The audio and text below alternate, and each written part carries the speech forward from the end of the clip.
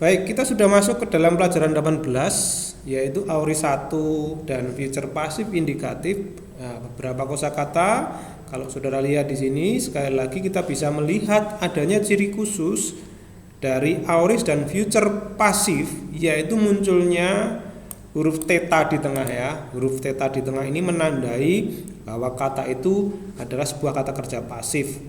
Nah, tetapi harus kita ingat bahwa ada perubahan-perubahan dalam kosakata tertentu yang kadangkala theta itu tidak dicantumkan karena terdegradasi dengan konsonan-konsonan tertentu, atau hilang karena bertemu dengan konsonan-konsonan tertentu, atau berubah karena konsonan tertentu.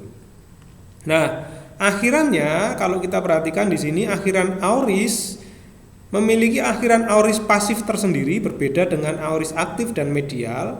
Aorist pasif itu ada n, s, e, emen, et, esan ya. Ini adalah ciri pasif. Nah, dengan penambahan theta di tengah, maka akan menjadi ten, tes, te, temen, tesan. Tt dan tesan ya. Ini kalau kita berjumpa dengan sebuah kata yang di dalamnya terdapat ciri-ciri itu, maka itulah aorist pasif. Nah, sebagai contoh luo, eluthen jadinya karena ada tambahan augment e, ada kata dasar, ada theta, dan ada aorist pasif. Ya. Maka karena ini pasif, kita juga terjemahkan dilepaskan ya, dilepaskan. Lalu luo akan menjadi eluthes karena ditambah dengan augment e ya, ditambah dengan augment e di sini, dan ada kata dasar ditambah apa nih? Sisipan ya, theta dengan akhiran aorist pasif s. Maka menjadi eluthes. Nah, kamu telah dilepaskan. Elute, dia telah dilepaskan. Elutemen, kita telah dilepaskan. Elutete, kalian telah dilepaskan. Elutesan, mereka telah dilepaskan. Nah, inilah ciri-ciri dari aorist satu pasif. Aorist kedua, seperti kita ketahui, aorist kedua itu awalnya adalah aorist yang sering menggunakan pangkal apa? Pangkal khusus ya, pangkal khusus. Ini ciri khas dari aorist kedua, aktif dan medial ya. Tetapi di dalam aorist pasif ini yang membuat kita kadang-kadang agak cukup kesulitan. Rupa-rupanya aorist 2 berasal dari kala kini ya. Aorist 2 pasif pangkalnya berasal dari pangkal kala kini, atau berasal dari pangkal aorist 1 aktif ya. Jadi seharusnya yang namanya aorist 2 itu seharusnya pangkalnya khusus, kata dasarnya khusus. Tetapi rupa-rupanya untuk diatesis pasif, pangkalnya atau kata dasarnya atau stemnya itu berasal dari pangkal kala kini. Itu yang agak menyulitkan kita ya, nggak konsisten ya. Kalau kita nilai ini adalah sesuatu inkonsistensi, tidak konsisten ya. Kalau kita perhatikan ini contoh ya, kita pernah belajar kata grafo ya. Grafo itu dalam bentuk aorist kedua, aorist satunya akan menjadi graf apa? Graf F dengan sigma jadi apa?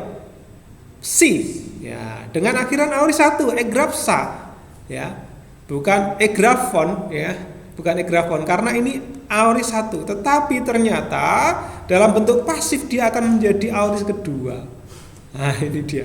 Ini enggak konsisten ya, enggak konsisten. Tetapi ya itulah bahasa ya. Kadang-kadang bahasa itu ya maunya kita sih teratur ya.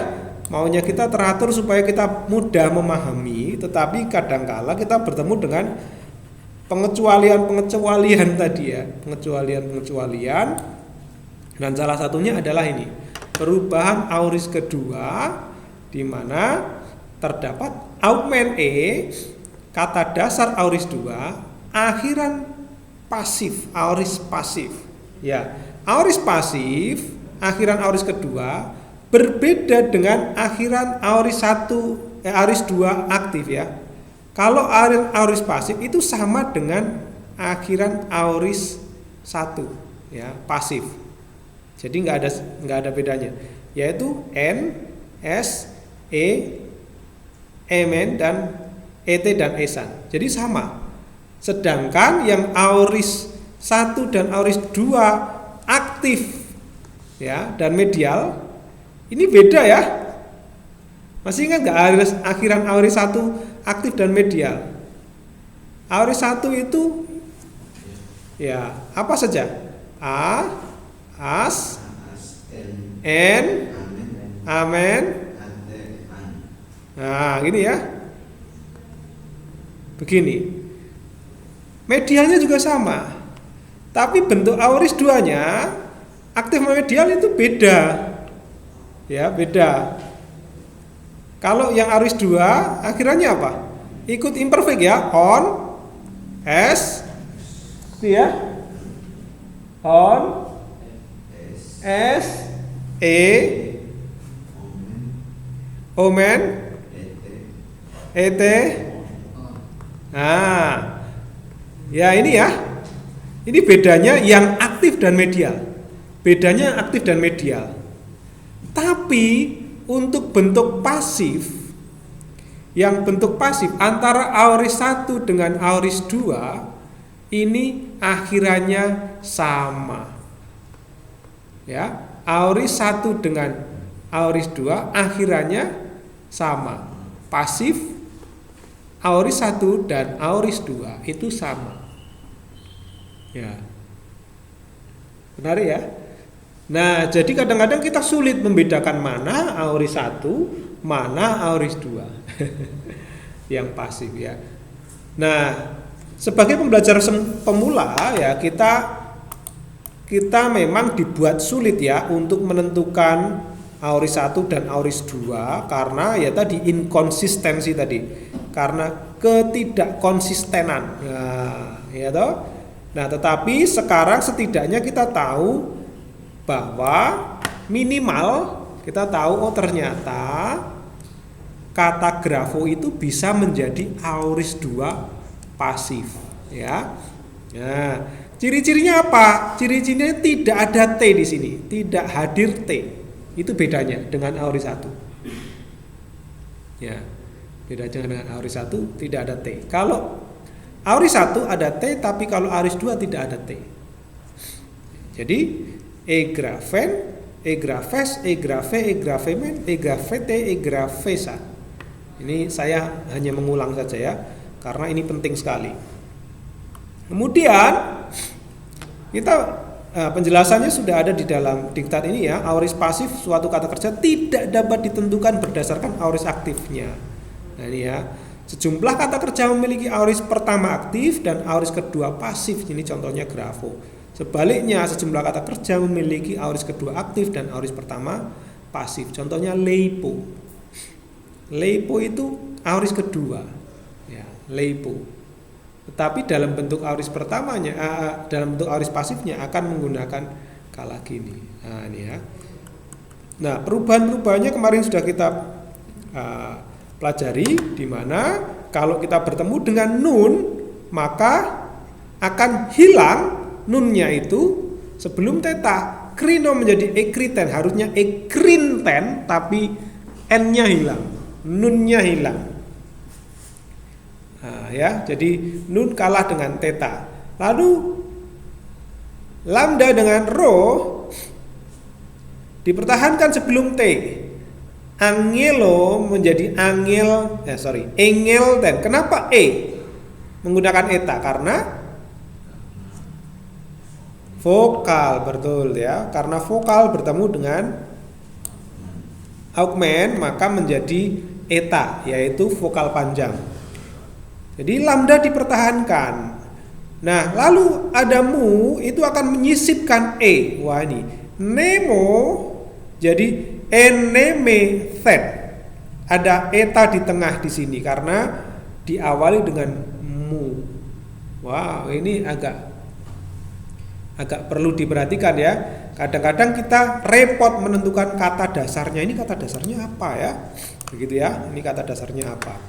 Nah, kalau kita tidak hati-hati, kita akan menduga ini kata dasarnya apa? Mao atau nemeo gitu ya. Wah, ini. Jadi kata dasarnya ternyata berubah. Oke. Ada sisipannya. Huruf konsonan, alir, tenggorokan. Kalau huruf kappa dan gamma akan menjadi ki sebelum theta. Ago menjadi ekten. Ini sangat drastis perubahannya. Ekten. Sangat drastis. Ya, kemana gamanya kan gitu ya? Kemana gamanya di sini? Ternyata menjadi ki. Ya, lalu kok bisa tambahan t ya karena bentuk pasif ya. Ki bertahan sebelum t, jadi dioko akan menjadi ekdiokten ya. Nah, ini harusnya pakai k, ki ya. P dan beta berubah menjadi v sebelum theta. Leipo akan menjadi eleiften. Nah ini P-nya berubah menjadi V. V mendesak T dan menjadi aorist kedua. Tribo menjadi etriften. Nah, ini pengecualian ya. Huruf gigi, theta, delta dan tau, delta dan theta berubah menjadi sigma. Wah, ini perubahannya drastis sekali ya. P itu menjadi epeisten. Epeisten. Wah, ini sudah. Dan huruf desis Z akan berubah menjadi sigma. Ini seperti future ya. Baptizo akan menjadi baptisten. Ya, ini adalah hal-hal yang biasa terjadi di dalam bahasa Yunani. Ada perubahan-perubahan yang terjadi ketika sisipan ditambahkan. Ya, bahasa Indonesia tidak mengenal perubahan itu, minim sekali perubahan itu. Tetapi di dalam bahasa Yunani kita akan bertemu dan cukup menyulitkan. Nah, lalu kita juga bertemu dengan future pasif, di mana future pasif itu masih sama akhirannya, ya, omai, eta, ometa, este, ontai, ya. Tetapi apa yang membedakan? Yang membedakan hanya di sini. Ini yang membedakan antara medial dan pasif itu di sini. Ya, contoh kalau misalnya di situ lutesomai dari kata luo, ya. Itu ada T, ada sigma dengan akhiran omai, saya akan dilepaskan. Tapi kalau saya melepaskan saya akan melepaskan diri sendiri, apa? Masih ingat? Kita harus hilangkan apa? T-nya jadinya lu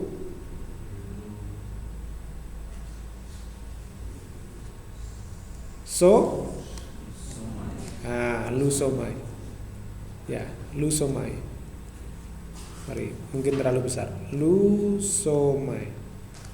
Nah, ini perbedaan antara pasif dengan medial. Ya. Jadi hanya ada penambahan theta saja di tengahnya itu. Oke. Kamu akan dilepaskan. Kalau kamu akan melepaskan diri sendiri, kira-kira apa? Lu, kita hilangkan T-nya. Luse. Kamu akan melepaskan diri sendiri. Begitu ya? Dia akan dilepaskan. Lute setai. Kalau dia akan melepaskan diri sendiri. Lu setai. Ya. Hanya berbeda T di tengah sini, maka akan menjadi medial. Paham ya? Nah, tetapi perlu kita ingat bahwa ciri dari pasif di dalam sebuah konteks kalimat biasanya menyertakan apa? Masih ingat? Dalam sebuah kalimat pasif biasanya ada preposisi. Apa itu preposisi yang menyertai pasif? Biasanya and, is, Bisa is, bisa upo dan dia. Upo dia n. Ya, itu yang paling sering ya di dalam teks Perjanjian Baru, kalimat pasif biasanya diikuti oleh preposisi 3 ini. Ada upo, n dan dia. Ya. Itu biasanya. Apakah harus? Tidak harus ya. Apakah selalu? Tidak selalu. Tapi ini adalah pola. Ya, pola yang sering kita jumpai di dalam teks Perjanjian Baru. Oke. Nah, itulah unsur-unsur yang terdapat di dalam kata kerja, yaitu aorist, pasif, dan future pasif. Karena pasif akan selalu kita terjemahkan di. Oke. Kemarin kita sudah terjemahkan 6 kosakata ini, sudah analisa ya. Sekali lagi kita akan ulang untuk memastikan saudara tahu. Eger te sontai, apa ini?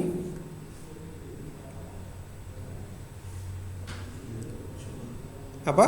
Eger, ada T, ada sigma, ini tidak apa? Future, pasif, indikatif. Seharusnya sudah di luar kepala kita. Orang ketiga jama. Apa itu? Mereka telah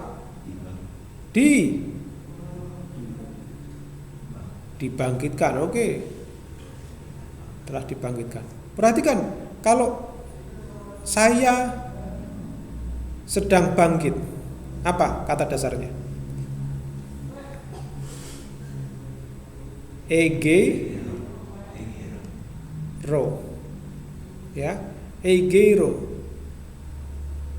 Kenapa bisa menjadi eger te sontai? Ya, karena bertemu dengan theta tadi ya. Ada theta, ada sigma, maka pangkalnya akan mengalami perubahan. Egrave, apa nih? Aorist 2, oke. Pasif, indikatif. Orang ketiga, yang keras nggak apa-apa, jawabannya yang keras. Orang ketiga tunggal. Dari kata dasar apa? Grafo, oke. Artinya? Dia telah ditulis. Oke. Ketika kita berbicara persona orang ketiga tunggal, bisa nggak ini bukan orang? Bisa nggak diganti yang lain? Bisa ya? Bisa menunjuk orang, tapi bisa menunjuk benda. Jadi tidak harus selalu manusia ya. Apalagi ini pasif ya. Pasif. Biasanya mengacu pada benda atau hal. Ya, hal. Sun ektesan. Apa ini kemarin? Aorist 1. Apa? Pasif. Orang ketiga jamak. Oke, ago, betul. Ini penting sekali. Ago. Ya. Berubah menjadi ekspektasi. Kata dasar ago, apa ini artinya? Mereka telah. Kalau ago berarti apa? Dipimpin. Ya kan? Kalau ago telah dipimpin, tapi kalau eko, mereka telah dimiliki. Ya kan? Nah, dari kata dasar apa? Ago atau eko? Akan atau telah? Coba perhatikan sekali lagi. Sebentar ya, kita cermati sekali lagi ya, dari ciri-cirinya di situ ada theta, ada sigma, ada an. Nah, tapi di sini apakah ini akhiran an atau esan? Esan ya? Nggak ada akhiran an atau ada? Tidak ada ya? Kalau kita perhatikan di sini,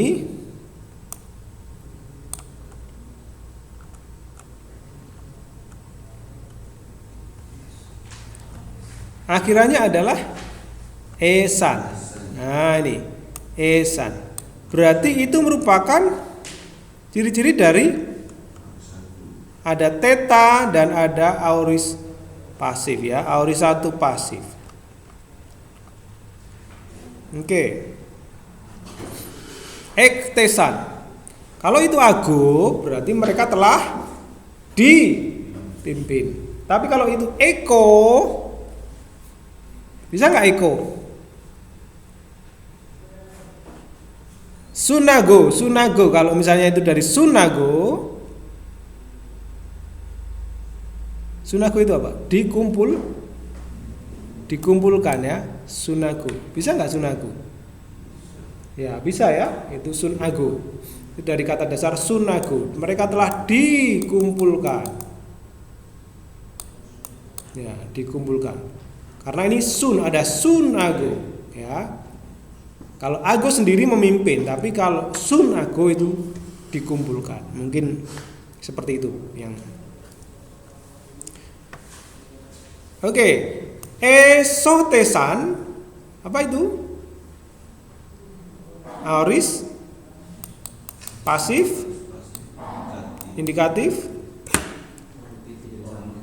Iya, orang ketiga jamak sama ya. Dari kata dasar sozo. Nah, kemana sigmanya? Sozo atau zao?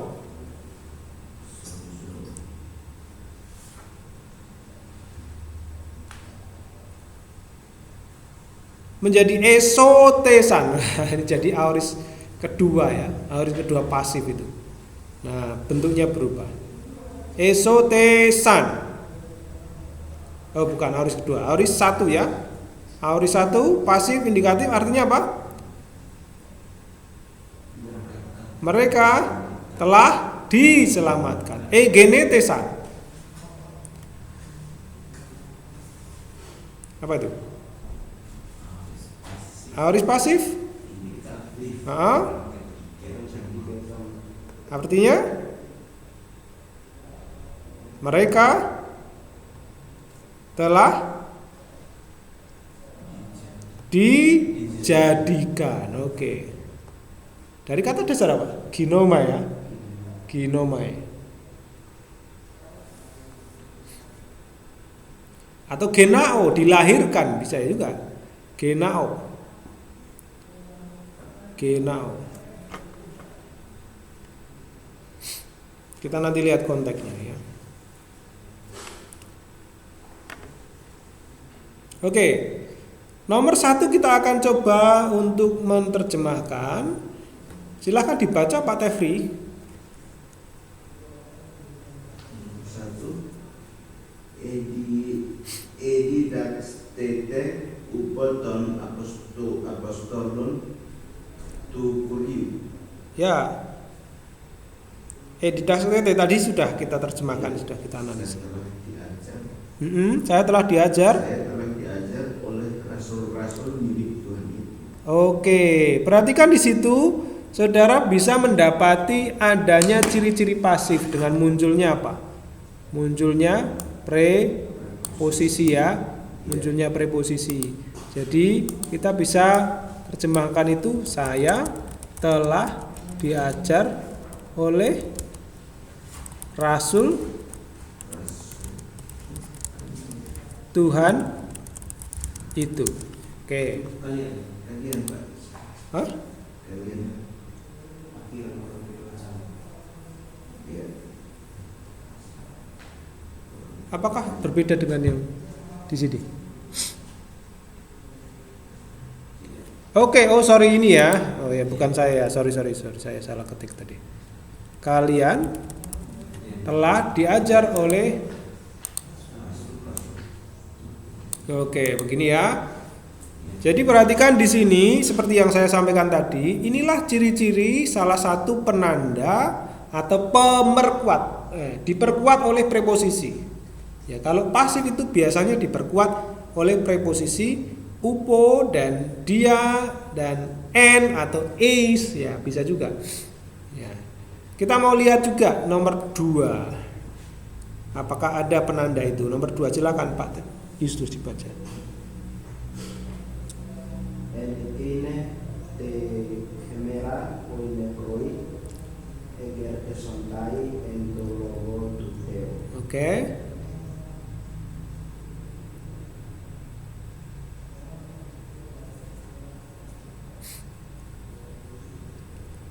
Sudah bisa menerjemahkan? Subjeknya mana? Oke, ini subjek. Kata kerja? Eger te. Nah ini, kalau kita mau buat diagramnya ya ini. Nah, ada preposisi di sini. Ya, ini kosong ya. Preposisi pertama apa? En ekene tehemera. Yang mana kata bendanya? Ya ini, tehemera. Jadi ekene itu kata ganti petunjuk ya. Berarti dia akan menunjukkan kata benda. Berarti pasti di sini n apa? T. Hemera dulu. Hemera. Berarti apa artinya? Tehemera apa artinya? Baru di bawahnya diterangkan dengan ekene. Nah, ini. Sekalipun ekene itu ditaruh di depan, tetapi karena itu kata ganti petunjuk, maka kita jangan terkecoh. Inilah kebiasaan bahasa Yunani yang dalam penyusunan teks kalimat itu berbeda dengan tata bahasa Indonesia, di mana keterangan itu biasanya ada di belakang. Hari ini, berarti ininya di belakang. Itu kalau bahasa Indonesia ya. Tapi kalau bahasa Yunani itu kadang-kadang ditulis en ekene tehemera. Kalau diterjemahkan urut seperti bahasa Indonesia pada ini hari. Ya, pada ini hari. Tidak sesuai dengan kaidah bahasa Indonesia. Maka kita harus betul-betul cermat melihat mana kata bendanya. Dari dua ini, oh ini kata benda, oh ini kata ganti petunjuk. Berarti pasti kata benda lah yang diterangkan. Oke, silakan diterjemahkan Pak Tefri, Pak Justus, bisa? Orang-orang mati itu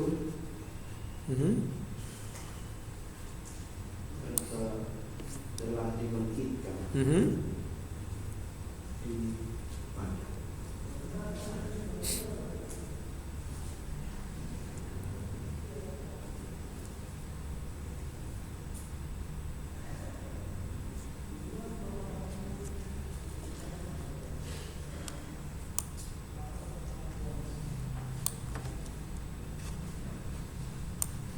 Orang-orang mati itu telah dibangkitkan, betul, sampai di situ betul. Sekarang kita pikirkan preposisi atau keterangan-keterangan di sana.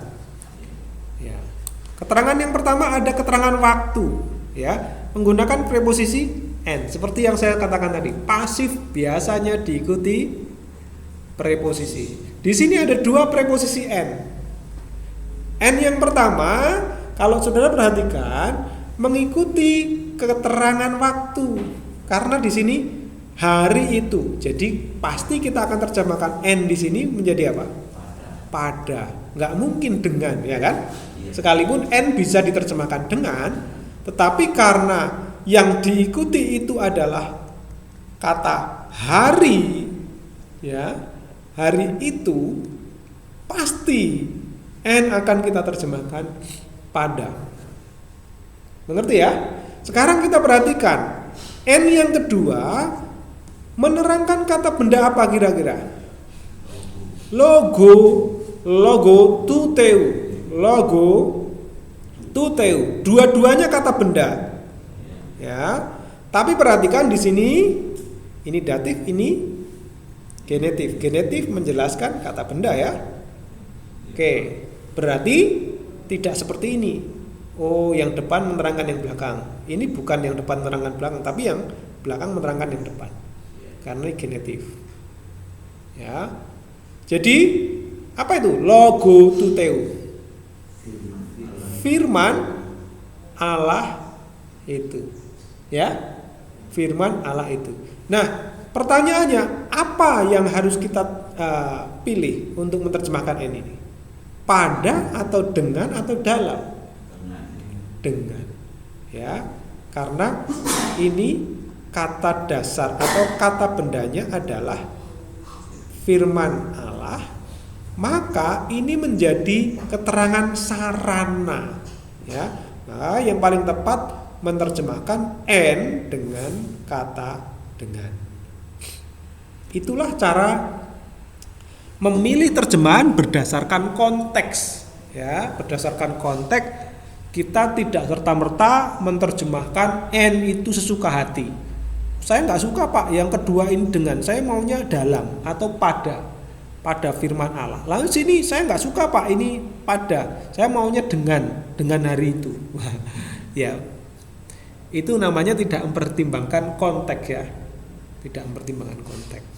Ya, jadi ini adalah salah satu ciri khas dari bahasa Yunani di mana satu kata, khususnya preposisi, kalau saudara nanti dalami di dalam gramatika dan sintaksis nanti ya semester-semester depan, kita akan lebih dalam lagi memahami kompleksitas atau beragamnya makna dari setiap unsur-unsur. Ya, kalau sekarang kan kita hanya memahami mungkin hanya 3 saja. N itu bisa kita terjemahkan apa? Dengan, dalam, pada ya. Itu baru 3. Apakah hanya 3? Tidak. Ya, kita hanya memahami dasarnya dulu. Dasarnya. Nanti semakin lama kita nanti akan belajar lebih dalam bahwa ternyata N itu bisa macam-macam. Maknanya bisa luas sekali. Bisa luas sekali. Nah, tapi sebagai pembelajar mula-mula, kita baru belajar 2 semester, kalau nanti saya langsung cantumkan ini ada sekian banyak fungsi N. Waduh, saudara menghafalkan N saja, 1 saja sudah membelenger ya. Apalagi ada banyak preposisi. Ya. Tapi saya cantumkan di situ ya, N atau di beberapa penjelasan di dalam diktat itu N itu banyak sekali fungsinya. Oke. Jadi sekali lagi kita akan terjemahkan pada hari itu orang-orang mati ya. Kenapa orang-orang mati? Sekali lagi kita belajar mengingat fungsi kata sifat. Kenapa di sini orang-orang mati? Tahu dari mana itu orang-orang?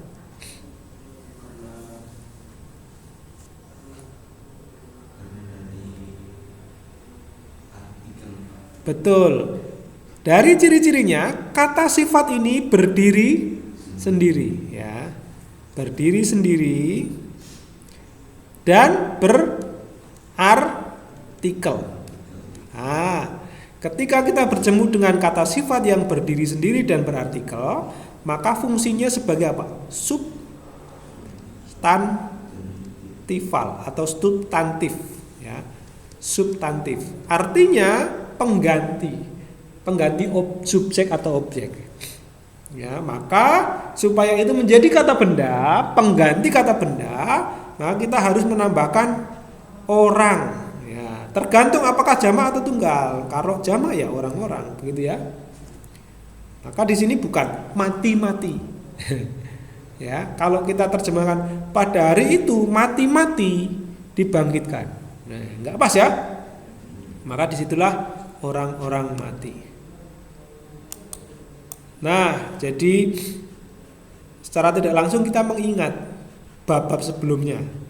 Ya. Bahasa Yunani begitu. Rumusnya adalah jangan lupakan apa yang telah lalu. Ya. Jangan biarkan yang lalu berlalu begitu saja. Tidak boleh. Oke. Nomor 3, silakan diterjemahkan. Tauta egraf. Ya. Auto egrafe entes grafais. Oke. Terjemahan, hal-hal ini telah ditulis di dalam kitab-kitab itu. Oke. Jadi ada grafe dan grafais. Ini satu kata yang berakar dari kata yang sama. Ya, yang satu kata benda, yang satu kata kerja. Grafais dari kata grafos, tulisan. Atau bisa diterjemahkan buku. Ya. Atau bisa diterjemahkan apa? Ya, kitab juga bisa, tetapi ketika kita ditulis dengan kata grafais, ya, maka kita terjemahkan menjadi kitab-kitab atau tulisan-tulisan. Ya, karena itu jamak. Sekali lagi kita jumpai preposisi di dalam kata sifat, kata kerja pasif. Nomor 4. Dibaca Pak Yesus. Utoi oi amartoloi sunek kesan eiston oikon tu profetu.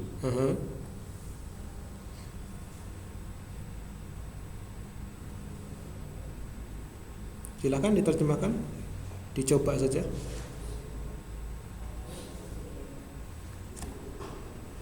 Oke, jika belum, sudah atau belum? Belum dicoba? Oke. Orang-orang berdosa ini Betul. Sunektesan tadi kita terjemahkan telah dikumpulkan. telah dikumpulkan di dalam rumah. Tu profetu dari kata dasar profetos. Profetes ya. Profetes bukan profet. Profetes. Apa itu? Nabi ya. Rumah nabi ya. Oke, 5. Dietes agapes tu Christu oi amartoloi esotesan kai igenetesan matetai tu kuriu. Oke. Cukup panjang. Kata kerjanya yang mana? Esotesan Aha. dan egenetesan. Betul, ada 2 kata kerja di sana. Ya. Terjemahan silakan. Terjemahan, orang-orang berdosa itu telah diselamatkan melalui kasih Kristus itu. Dan mereka telah dijadikan murid-murid Tuhan. Oke, dan mereka telah dijadikan murid-murid Tuhan itu. Ya, bagus sekali ya. Bagus sekali. Jadi sekalipun diawali dengan dietes agapes, saudara boleh menerjemahkan subjeknya terlebih dahulu. Tapi ya ini, ketika saudara nanti bertemu dengan sebuah teks Alkitab, lalu berjumpa dengan cara tulis yang seperti ini, di mana preposisi ditempatkan di awal, maka inilah yang menjadi penekanan gagasannya, penekanan. Yang ditekankan bukan kata kerja, tetapi yang ditekankan adalah kasih Kristus. Nah ini yang ditekankan. Melalui kasih Kristus itu. Ya. Kalau yang mau ditekankan adalah tindakannya, ya, pastilah preposisi ini bisa ditempatkan di belakangnya. Tapi biasanya kalau itu ditempatkan di depan, itulah yang menjadi penekanan. Ya. Ini adalah kebiasaan atau cara menuliskan teks di dalam perjanjian baru. Oke. Wah, ini sudah cukup bagus sekali ya. Saya senang. Saudara berjuang keras ya.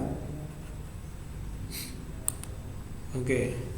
Nomor 6, silakan dibaca. Pak, saya akan beri kesempatan. Pak Brando, silakan dibaca supaya tidak ngantuk.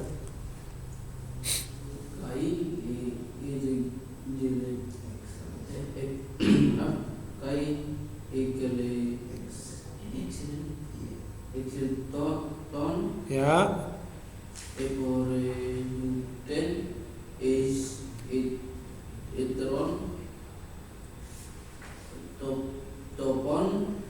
Udah. Ada titik di situ. Seharusnya aksennya turun ya. Oke, sekali lagi Brando dibaca. Santai, relax. Kamu kalau gugup agak kacau membacanya ya.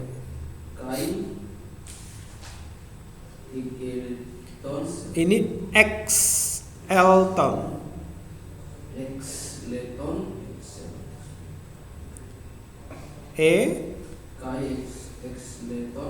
Exelton.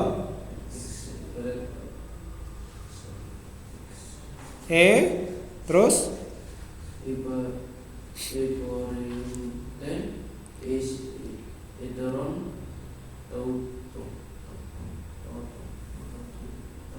ya,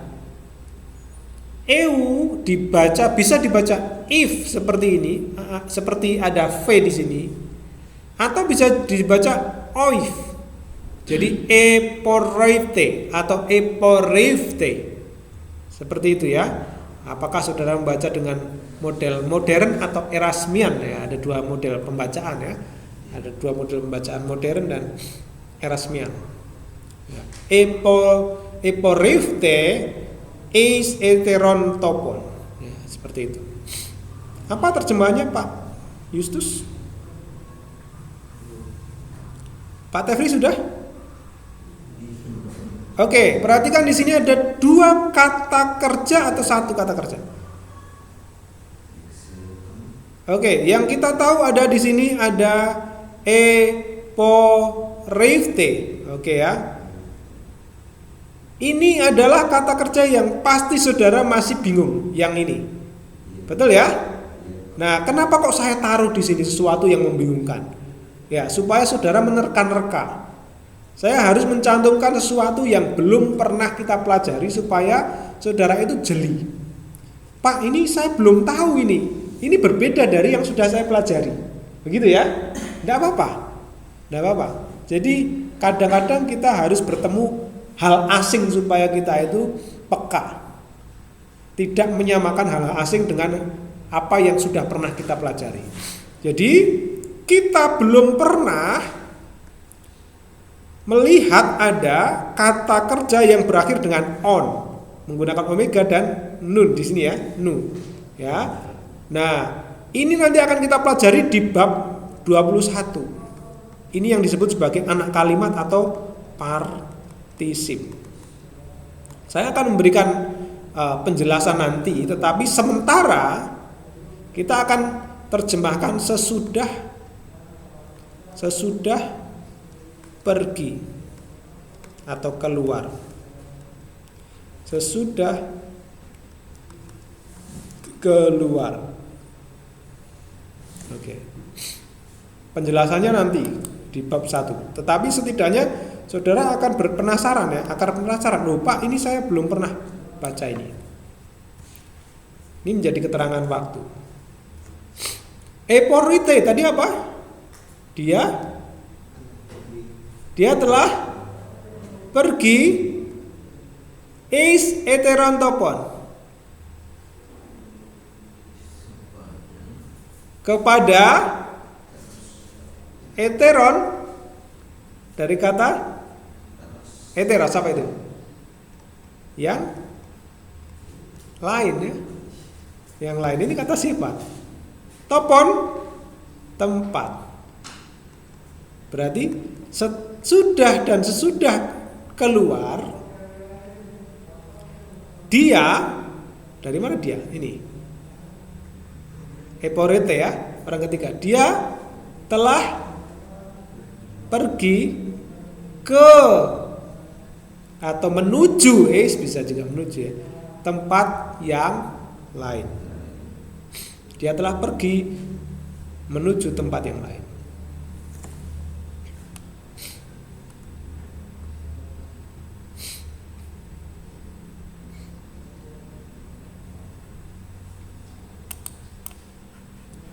Nomor 7 apakah sudah diterjemahkan?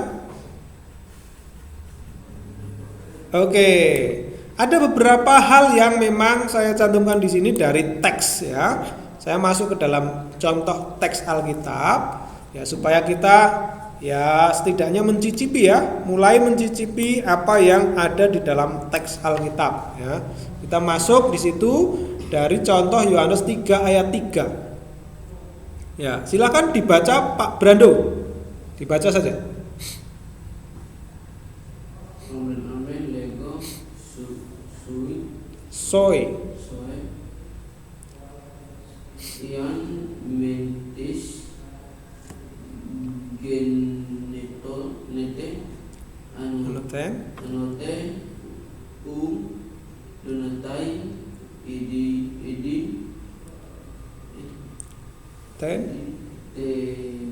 basilia lian to teu. Oke, dari kalimat ini mana saja yang sudah saudara pahami, yang sudah saudara pahami saja? Ya, kita sudah tahu apa itu amin, amin. Ya, apa itu amin?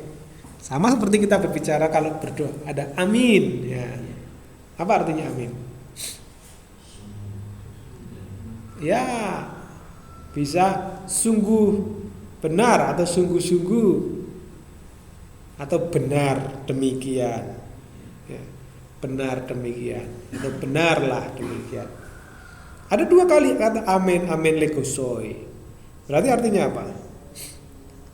Kita harus terjemahkan lego dulu. Saya berkata soy. Soy itu kata ganti orang. Orang keberapa? Orang pertama, orang kedua atau orang pertama? Orang yang pertama ego ya. Orang kedua soy se ya. Berarti soy itu apa? Datif ya. Kalau datif berarti harusnya kita tambah apa? Kepada kamu. Berarti aku benar-benar berkata kepada kamu. Nah ini ya. Mana lagi yang saudara sudah tahu?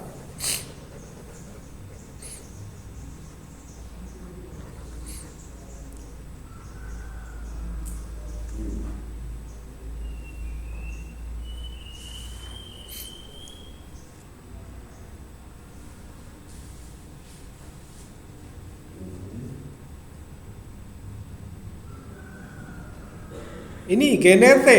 Ini mungkin ada kelebihan N satu ya. Tadi apa kita terjemahkan? Dilahirkan ya, bukan dijadikan ya. Bukan ya bisa juga dijadikan, tapi ini lebih tepat dari kata dilahirkan, melahirkan kembali.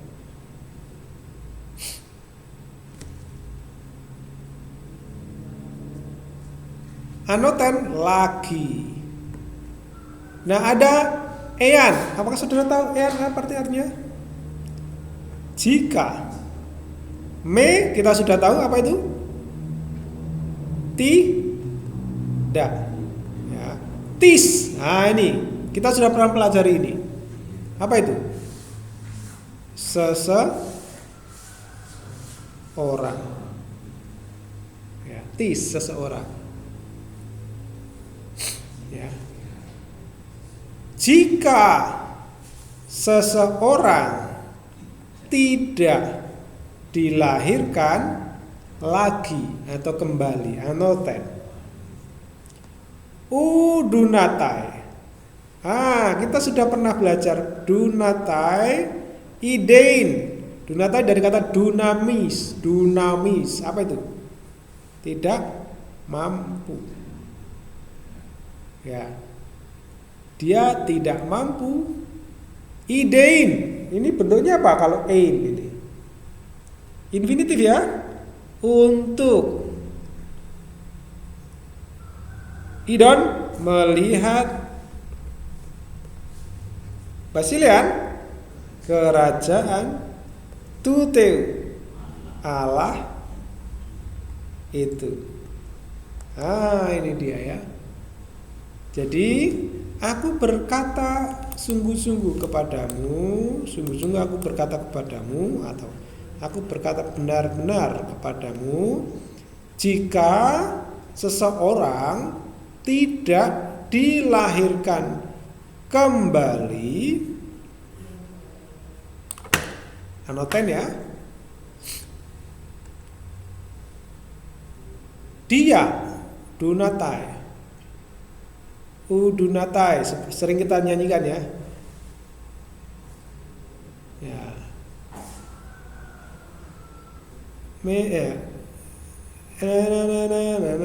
Apa itu? Menaten emoy akago enumin katos to klema udunatai. Katos to klema udunatai, seperti ranting pohon yang tidak dapat menghasilkan buah. Karponferi, membawa buah. Autu dari dirinya sendiri. Ya, itu ya. Dunatai berarti tidak mampu. Oke, itu Yohanes 3 ayat 3. Kita juga lihat ada evanerote. Penggunaan evanerote pada 1 Yohanes 3 ayat 8. Silakan dibaca Pak Justus. Istuto evanerote ho huios tuteu ina luse ta egra diabolu. Oke. Apa ciri-ciri evanerote di sini?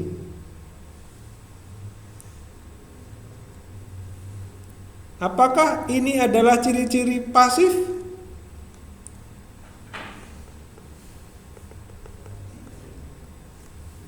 Kenapa tidak, Pak Tefri? Ada ada theta, ada akhiran Apakah kita tidak curiga itu sebagai sebuah aoris pasif indikatif?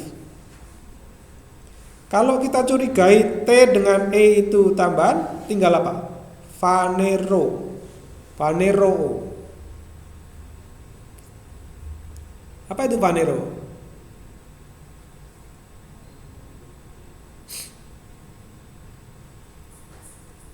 Lalu ada augment, berarti kan tinggal vanero. Ada omega. Coba cari di dalam kamus, ada nggak kata dasar vanero atau vanerao atau vaneroo seperti itu? Ada nggak? Coba cari kata dasar di sana.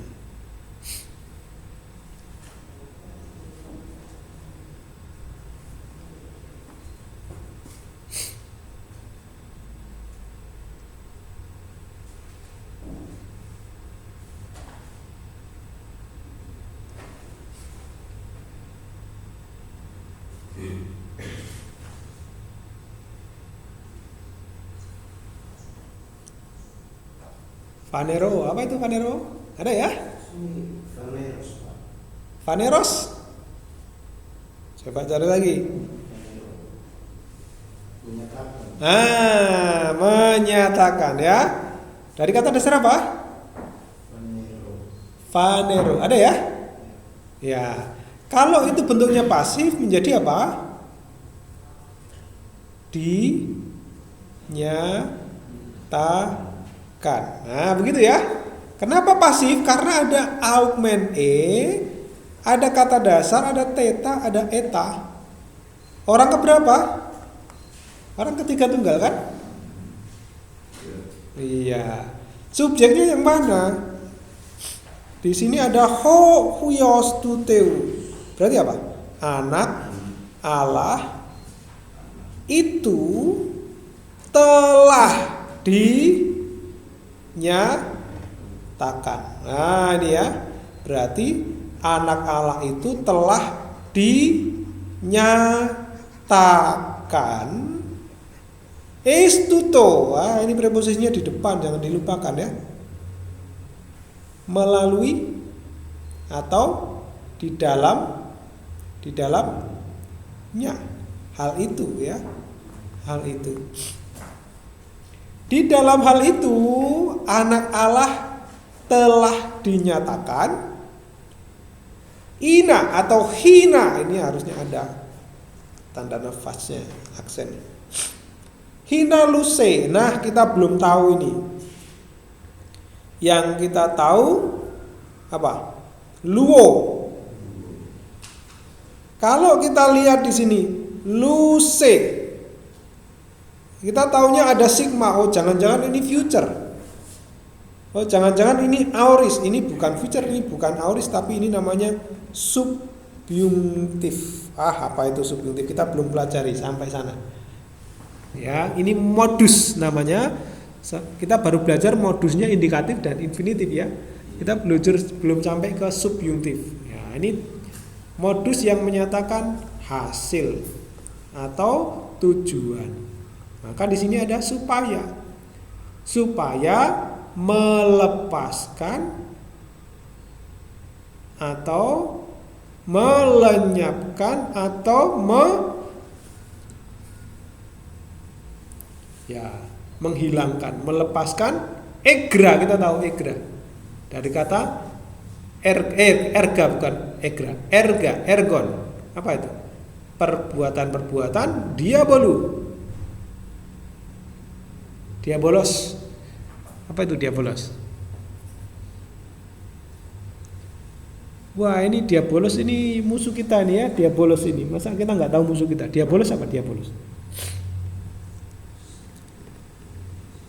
Ya, iblis.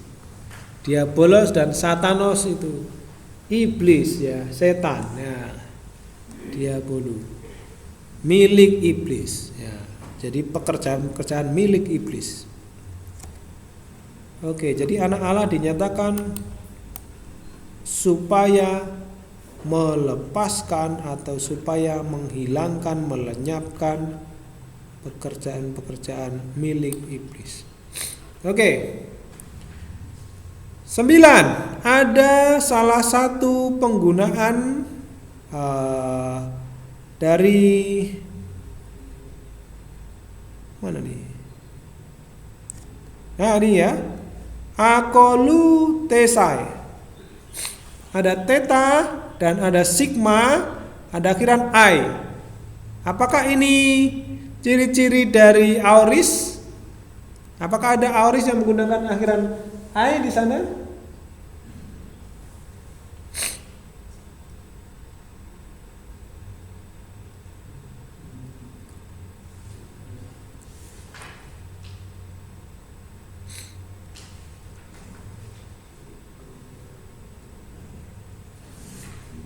Tidak, oke. Nggak ada ya? Jadi ini apa kira-kira? Ini akhirannya? Jangan-jangan esai. Ada nggak akhiran esai? Tidak juga ya? Jadi apa nih? Yang berakhir dengan sai ini apa?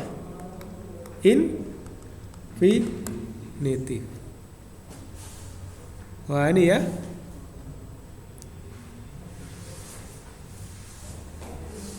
Oke, kata yang sudah kita pernah tahu apa ini? Lege, tahu nggak? Lege apa? Lego, apa artinya Lego? Saya sedang berkata. Kalau lege berarti apa? Dia sedang berkata. Siapa dia? Ada nggak subjeknya di situ?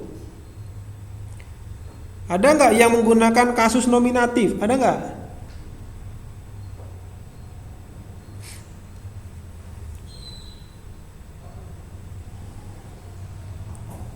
Ada nggak yang menggunakan kasus nominatif? Ciri-cirinya kan nominatif itu biasanya menggunakan akhiran os. Ada nggak?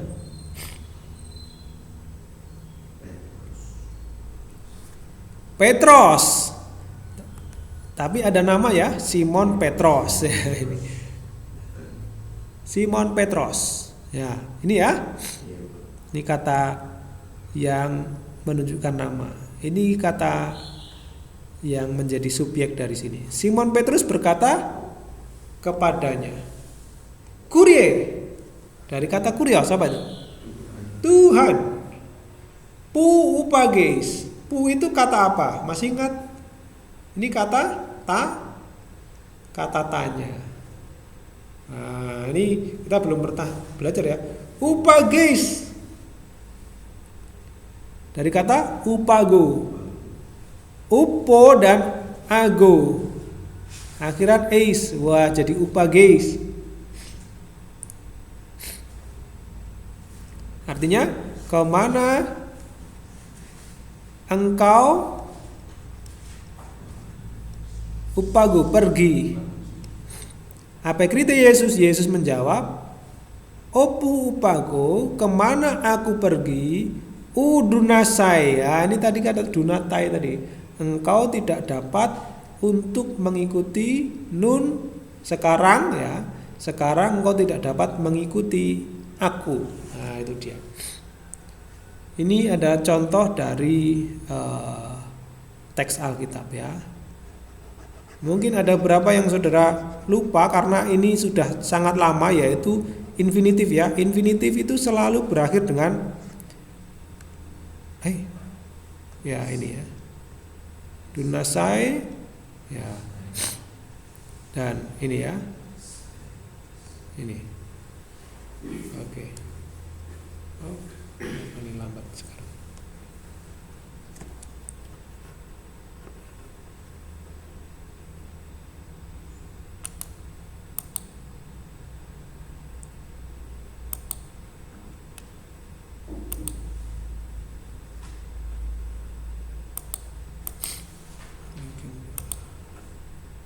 Oke. Lanjut, terakhir 10. Kita baca. Engus en hotopos tes poleos opu estaurote ho Yesus. Ada kata estaurote. Ini ciri-ciri apa? Estaurote. Auris. Pasif, indikatif orang ke tiga, tunggal. Ya. Berarti apa? Dari kata estauro, di salibkan. Wah, ini sudah lemot. Oke. Terjemahannya Yesus, Yesus disalibkan. Yesus itu disalibkan. Nah, ini agak sulit nih. Engus itu keterangan, dekat. Hotopos, tempat itu adalah dekat. Tespolios, kota di mana Yesus disalibkan. Nah, ini setidaknya kita tahu ada ini penggunaan aorist pasif ya. Di sini Yesus disalibkan, tempat di mana Yesus disalibkan adalah di dekat kota itu, Engus Tespolios ya. Tempat itu adalah dekat dengan kota itu. Oke, itu contoh-contoh dari penggunaan aorist pasif dan future pasif di dalam teks Alkitab. Apakah ada pertanyaan, saudara-saudara?